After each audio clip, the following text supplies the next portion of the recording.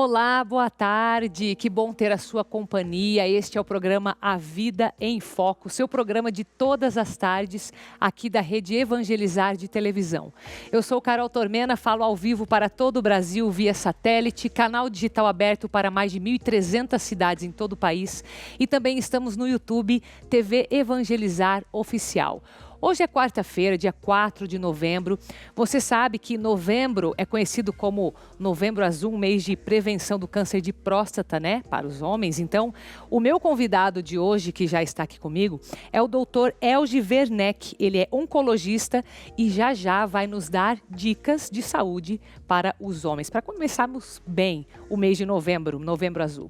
Você vai ver também a história da vovó Loca, que se tornou empreendedora aos 91 anos e faz sucesso vendendo coxinhas. E na nossa culinária de hoje, você vai ver para o seu jantar um yakisoba misto. Aquele que vai frango com carne de boi, você vai aprender com a gente aqui também. Então, fique conosco, a Vida em Foco está no ar.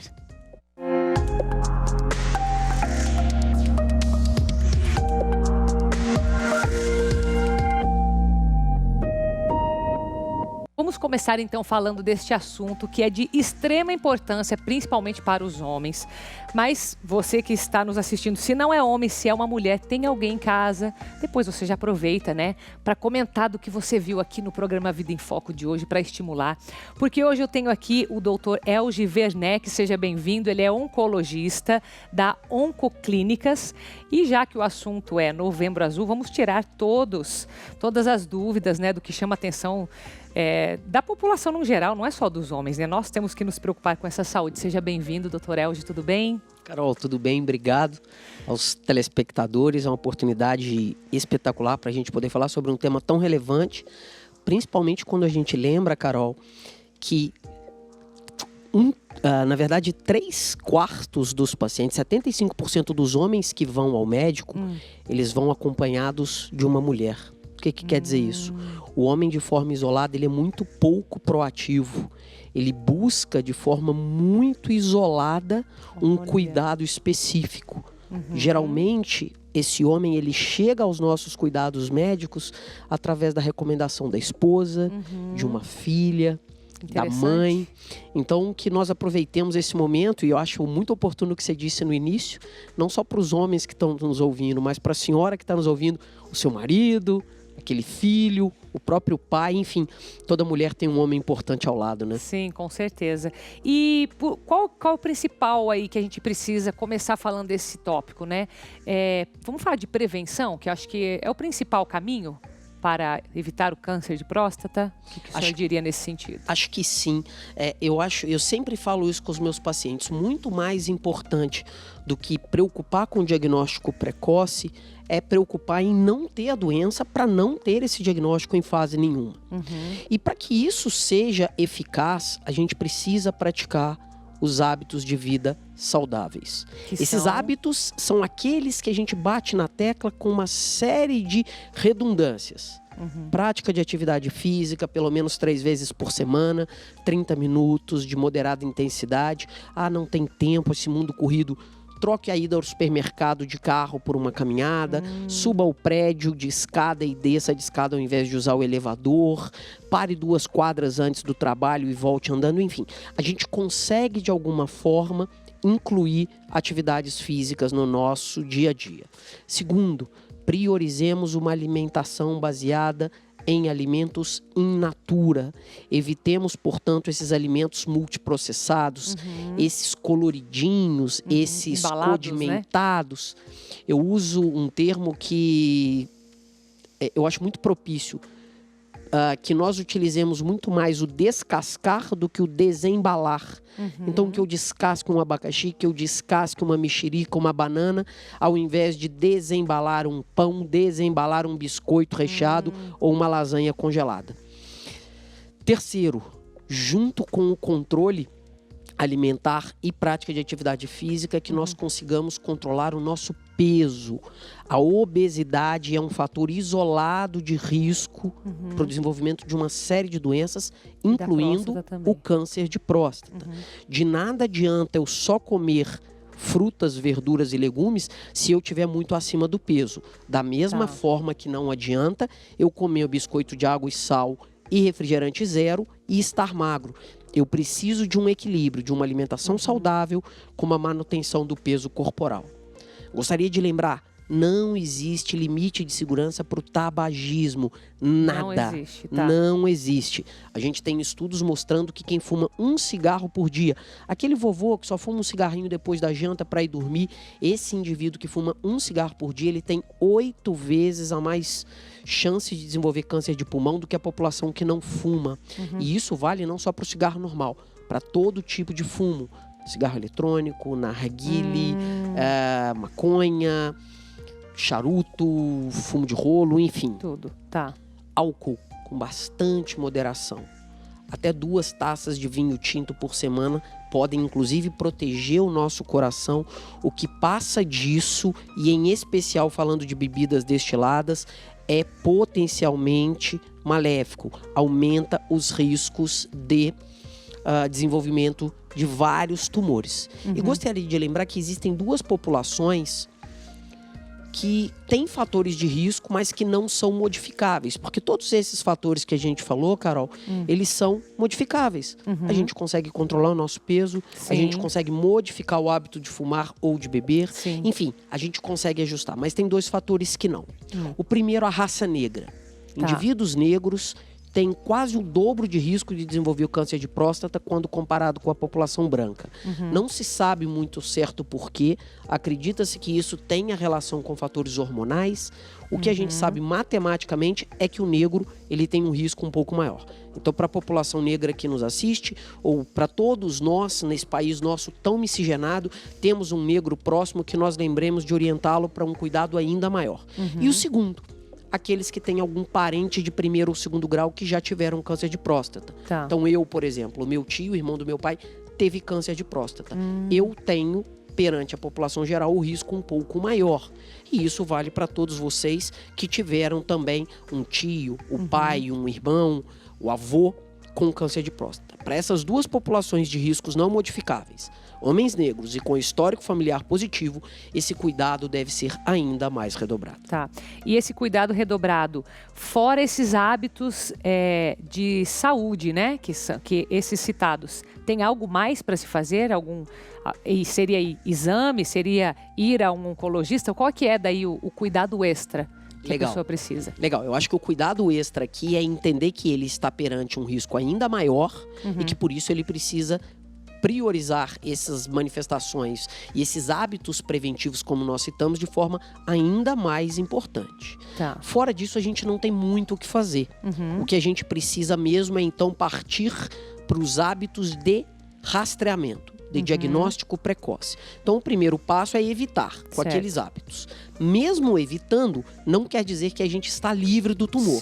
Então, a gente precisa começar, a partir dos 50 anos, uma avaliação anual com o nosso médico de confiança, seja um clínico, seja um urologista, seja um oncologista, para que ele nos oriente sobre os exames ideais a serem feitos e seguir uma agenda pré-determinada.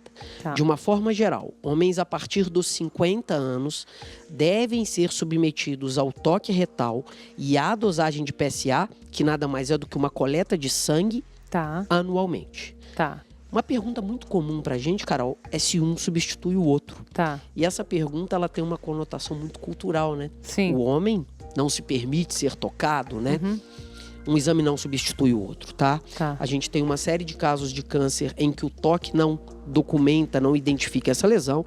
O mesmo é feito com PSA, que não altera-se ao diagnóstico. Quando a gente faz os dois, a gente aumenta a sensibilidade diagnóstica de forma muito importante. Por isso, converse com o seu médico, entenda a necessidade e que qualquer tipo de preconceito nesse momento seja deixado de lado. Lembre-se que isso é uma manifestação de amor à sua família.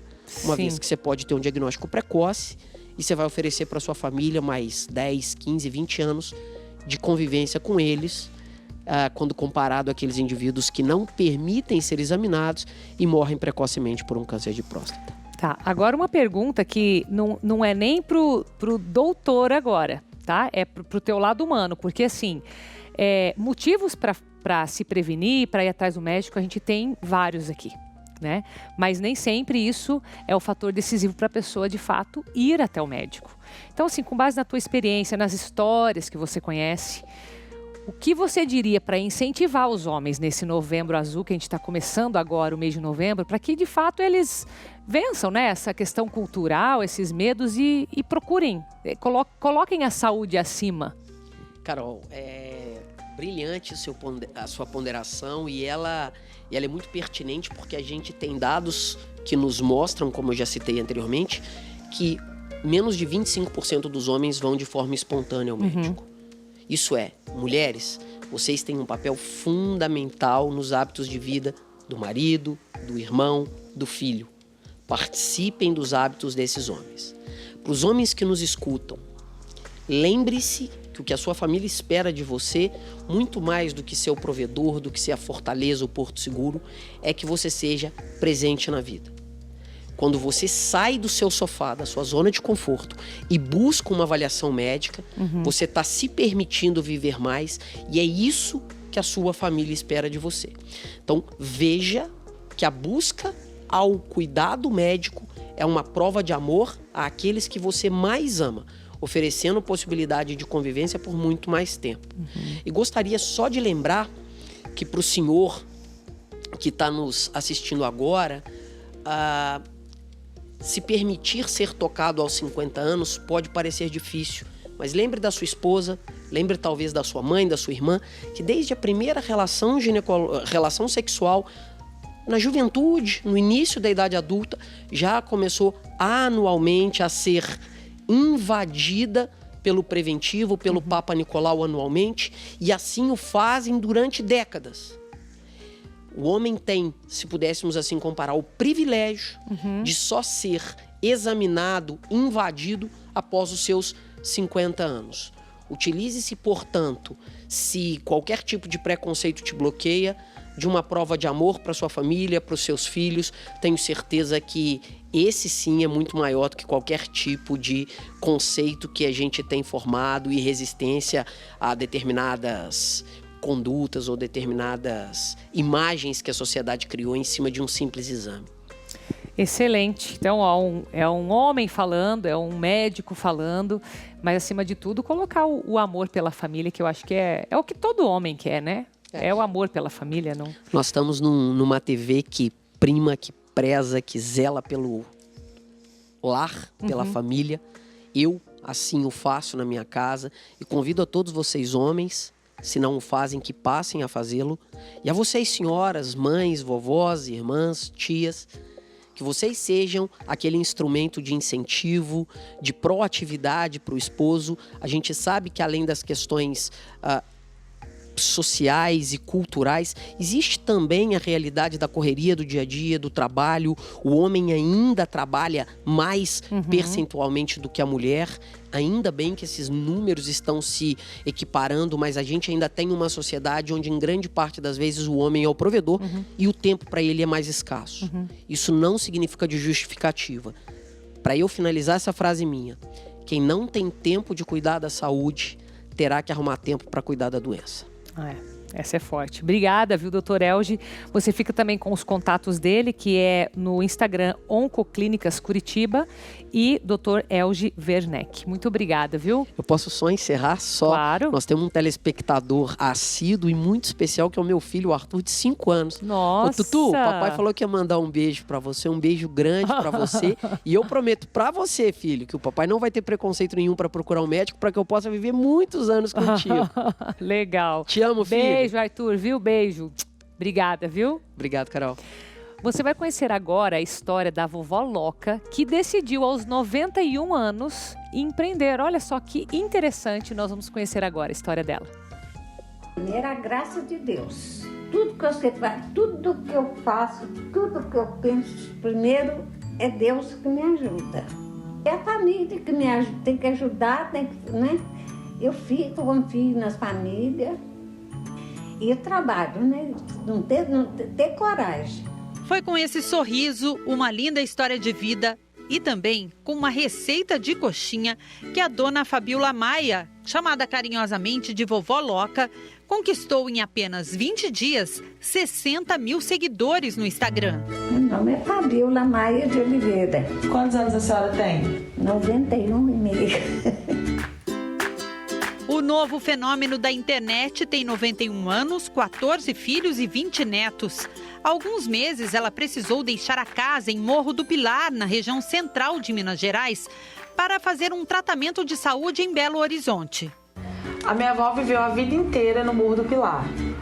E esse ano, a minha família decidiu trazê-la para Belo Horizonte para que ficasse mais próxima à família e também mais fácil acesso a médicos. Felizmente foi útil, porque ela teve um quadro de pancreatite, a primeira internação da vida dela, o que assustou a família inteira. Quando ela saiu do hospital, coincidiu com a pandemia. E para isso eu vim ficar com ela, para ajudar questões de remédio, horários e também poder sair para fazer algumas pequenas compras. E nisso a gente ficou muito mais próxima, sempre tirando foto dela, fazendo videozinhos para mandar para os meus tios, para a família. Só que a vovó Loca não queria ficar parada e não tirava da cabeça a ideia de que precisava voltar a trabalhar. E ela sempre com a ideia que ela tinha que voltar a trabalhar, que ela ia ter que trabalhar, que ela tinha que trabalhar, que ela queria fazer alguma coisa, que ela não estava aguentando mais ficar parada. E aí a gente resolveu fazer a rosca. Quando a gente fez a rosca, a gente começou a divulgar nas nossas redes sociais. E a partir daí os amigos, os conhecidos começaram a mostrar interesse, a pedir. E quando a gente entregou a rosca, as pessoas começaram a cobrar da coxinha, porque a coxinha da minha avó é famosa. Então a gente sempre fez muita propaganda e ela se vende muito fácil também. Nisso as pessoas começaram a pedir coxinha. Aí ela fez 400 coxinhas e me falou, agora você vai ter que vender. E a gente vendeu. O sucesso foi tão grande que agora os pedidos precisaram ser limitados a 1.000 coxinhas por semana e tem uma enorme fila de espera. A história da vovó Loca é realmente uma inspiração. Ela tem dado muitas entrevistas, conseguiu abrir um espaço nessa agenda apertada para nós aqui da TV Evangelizar. Olá, vovó, muito obrigada por nos receber. Tudo bem com a senhora? É um prazer conversar com vocês. Vovó, esse sucesso todo, como que a senhora está, né, recebendo esse sucesso e esse carinho das pessoas de todo o Brasil? Aí estou muito satisfeita, estou muito alegre. Tudo que acontece com a gente é porque Deus quis. Que dica que a senhora dá para quem está em casa, às vezes triste nesse momento? Vai trabalhar, arruma o que fazer? Arruma uma coisa para fazer que me faça muito depressa. Porque diz para esperar, ficar quietinho, o tempo dura muito, né? Agora, trabalhando, no instantinho passa. Todo mundo aguenta passar, né? Com a graça de Deus, a gente vai, tudo vai. Vovó Loca conseguiu o que queria. Fica ocupada o tempo todo e sempre com um sorriso no rosto, nos dá a receita dos ingredientes que, segundo ela, fazem a receita de uma vida. Vou trabalhar, vou fazer alguma coisa. A gente ganha dinheiro e passa o tempo depressa. Parabéns para a senhora, viu, por esse sucesso. Muito obrigada, tá, vovó? Tudo de melhor para a vida da senhora, viu? É um prazer falar com vocês. Ai, adoro essas histórias. Ó, beijo, vovó Loca, viu? Viu, ó, vai arrumar uma coisa para fazer que vai dar tudo certo. Vocês repararam na moça que estava entrevistando ela? É a produtora do programa, olha que legal. É bom que aos poucos vocês vão conhecendo o pessoal aqui, entendeu? Vocês veem a minha carinha aqui na tela, mas tem uma galera aqui se preocupando com você, viu? Poliana, você tá aí já? Seja bem-vinda. Tô aqui, Carol, muito obrigada. Tudo bem? Mais um dia juntas para falar para você de casa que nos acompanha a respeito do ginkgo biloba. Com certeza você já deve ter ouvido falar nesse tratamento fantástico, até porque é milenar, gente. E o que ele faz por você, dona de casa, por você, dona Maria, que nos acompanha? Preste atenção, ele vai melhorar a sua microcirculação sanguínea.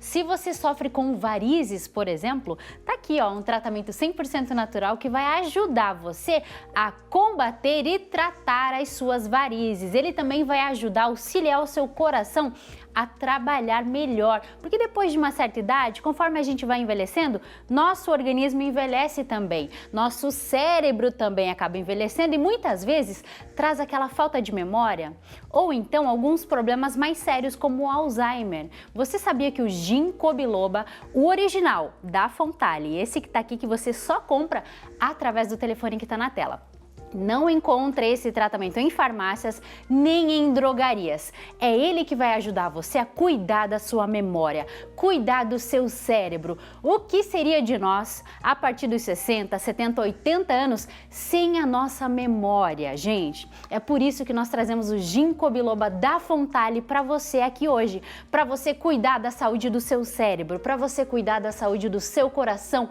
das suas artérias. Tudo isso de uma forma 100% natural. Esse tratamento não é medicamento e tem selo aprovado pela Anvisa. Tome muito cuidado com produtos que estão aí soltos pelo mercado. Ginkgo biloba original é somente o da Fontale e você encontra somente através do telefone que está na tela. 0800 735 7575, vou repetir, 0800 735 7575 e é claro que para você que acompanha Vida em Foco, tem promoção, tem desconto, é aposentado ou pensionista, minha amada, as condições estão para lá de especiais. A gente vai entregar na porta da sua casa com frete grátis. Vou te dar, ligando agora, 50% de desconto, metade do valor e eu ainda vou parcelar suas compras em até 10 vezes sem juros no cartão de crédito. Se você não tem cartão de crédito, não se preocupe. Eu quero que você adquira hoje mesmo o seu ginkgo biloba. Você pode comprar agora também no boleto bancário. E eu também vou parcelar para você, viu? O desconto vale para todo mundo que ligar já no 0800 735 7575. Não fique de fora, aproveita a promoção imperdível para você que acompanha o Vida em Foco, né, Carol? Obrigada, Poliana. Obrigada. Vamos para um intervalinho rápido, mas ainda tem a nossa receita de yakisoba misto. Você não vai perder, né? Então, toma uma aguinha lá e volte comigo.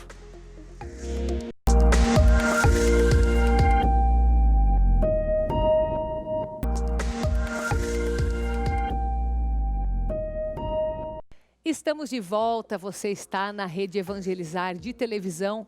Esse é o programa A Vida em Foco, o seu programa de variedades de todas as tardes. O melhor, né? O melhor programa de variedades da TV. Fala a verdade para mim, né? Olha só, que programa que você vê trazendo notícia boa, né? Informação de qualidade, receitas deliciosas como essa que você vai ver agora, um yakisoba misto, para você fazer assim, ó, no seu jantar e de uma forma muito prática, você vai ver. Acompanhe comigo. Olá, gente. Meu nome é Wellington Lâminas, sou especialista na culinária japonesa. Hoje estou aqui no programa Divina Receita da TV Evangelizar. Venho ensinar para vocês uma receita saborosa, yakisoba misto. Os ingredientes são 150 gramas de frango, 150 gramas de carne bovina, 200 gramas de legumes, que são brócolis, couve-flor, repolho verde e cenoura, 300 gramas de macarrão, 100 ml de água. Vamos acrescentar um óleo, pode ser um azeite, pode ser óleo normal. Acrescentamos a carne,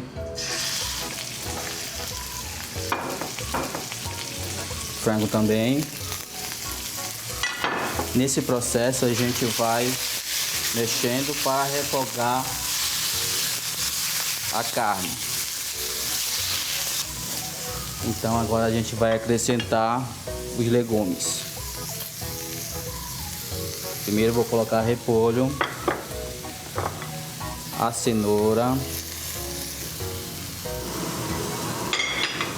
o brócolis, o couve-flor.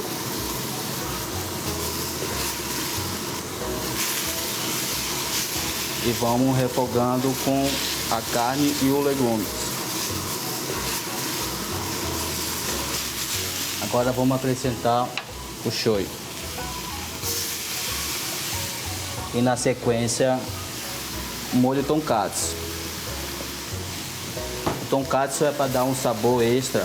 É como se fosse um molho à base de maçã, que dá um aroma, que dá um sabor tanto na carne como nos legumes. Passando esse processo de refogamento dos legumes e da carne, vamos acrescentar a água.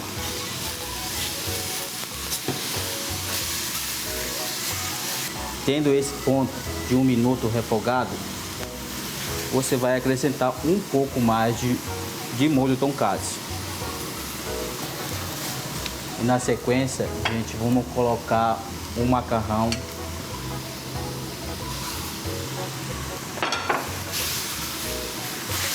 Aí você vai mexer bem para misturar os legumes e a carne refogada junto com o macarrão. Vamos acrescentar, para finalizar o nosso prato, o óleo de gergelim, que é para dar um sabor extra e um aroma final no prato.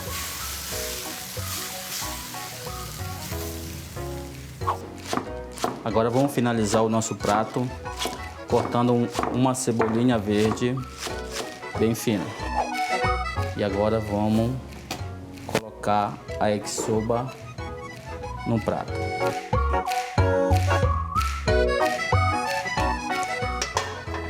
Para finalizar, vamos colocar uma cebolinha verde para decorar o nosso prato.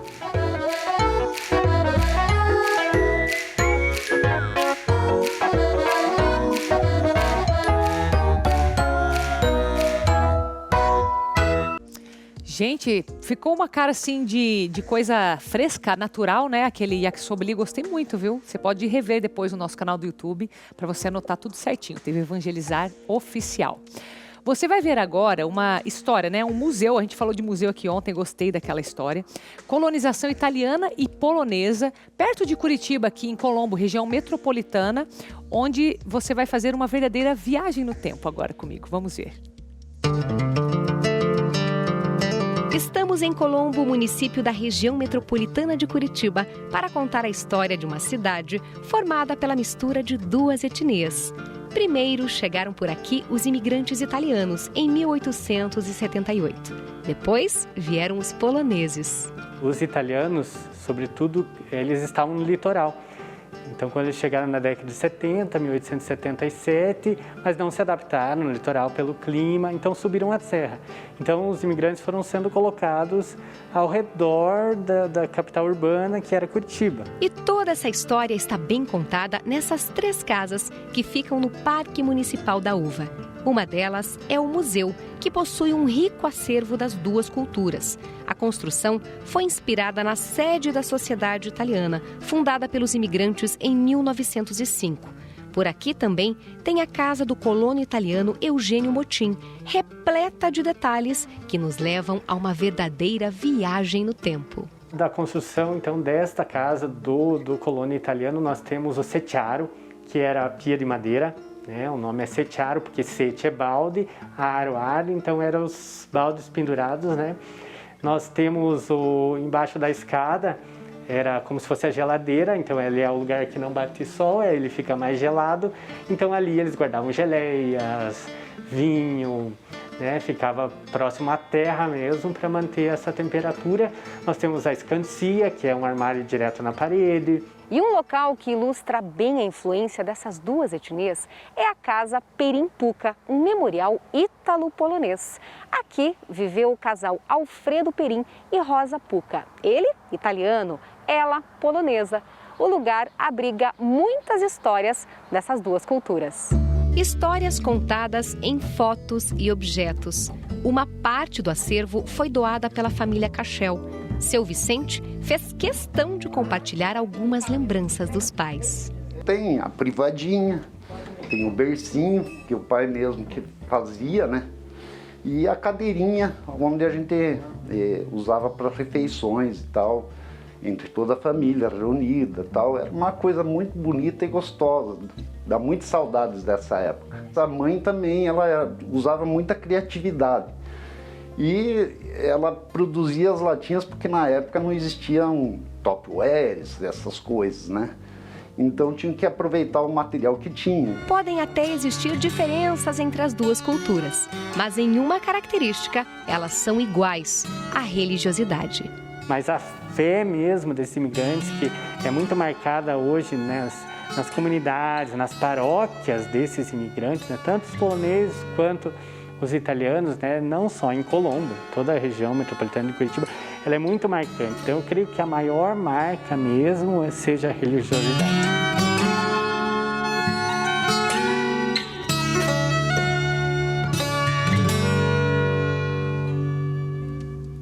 Eu vi aquela fotinho ali em cima da cama, sabe? Igualzinho dos meus avós. Não sei se você se identificou com alguma coisa ali. Mas veja, né? Eu tô em Curitiba, você tá no Brasil inteiro, não sei onde você tá, mas para mim é tão pertinho aqui, Colombo, para ver, de repente, conhecer mais uma história.